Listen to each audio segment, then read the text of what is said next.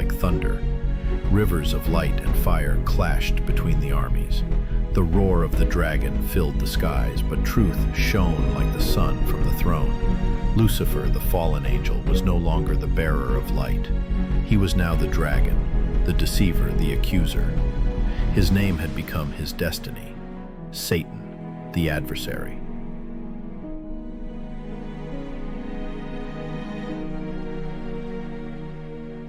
And with him, 1/3 of the heavenly host had been corrupted.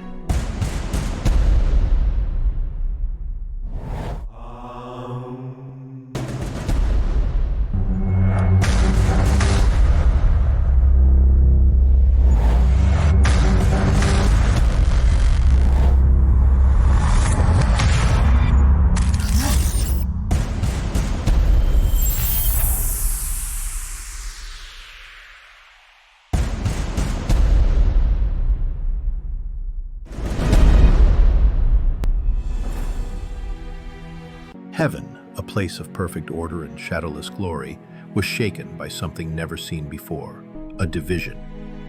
Not external, but internal. Not from outside the throne, but from one who had been anointed to protect it. Lucifer, full of wisdom and beauty, began speaking in secret. First, questions. Then, doubts. Why should only one reign? He said. Why must everything be by him, for him, and in him? Were we not also created with glory? Could I not sit on the mount of assembly, among the stars of the Most High? The seed of his pride began to grow in others. Angels who once sang in perfect harmony now looked around in confusion. Some were seduced by his words, others were grieved by the betrayal, and many stood guard, faithful to the Creator. Lucifer was no ordinary angel. He was influential. He knew how to speak. He knew how to persuade. He knew how to disguise pride in the language of freedom.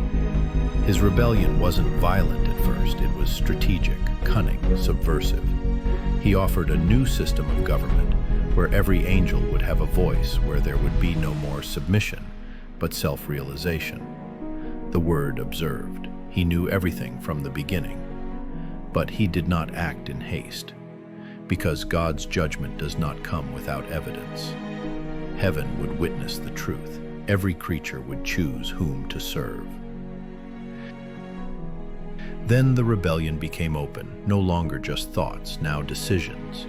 No longer whispers, now sides were taken. And when Lucifer dared to contend for the throne, patience ended.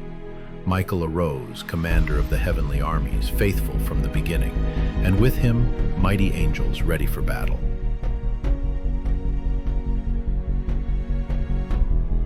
It wasn't a struggle for power, but for justice.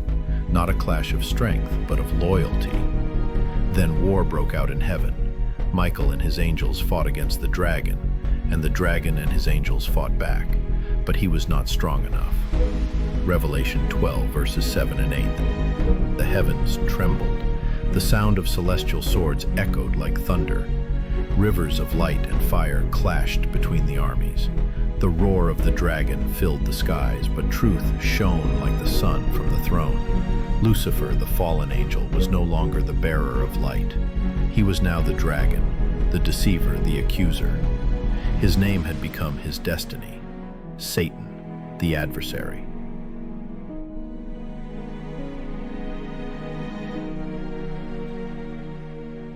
And with him, 1/3 of the heavenly host had been corrupted. There was no longer any place for them in heaven. Revelation 12, verse 8. Then the sentence was declared. By the Word's command, Michael drove out the rebellious host. Satan and his angels were expelled, not overcome by strength, but by justice, not defeated by numbers, but by the faithfulness of those who love the Creator more than themselves. They fell like lightning, expelled from the glorious presence.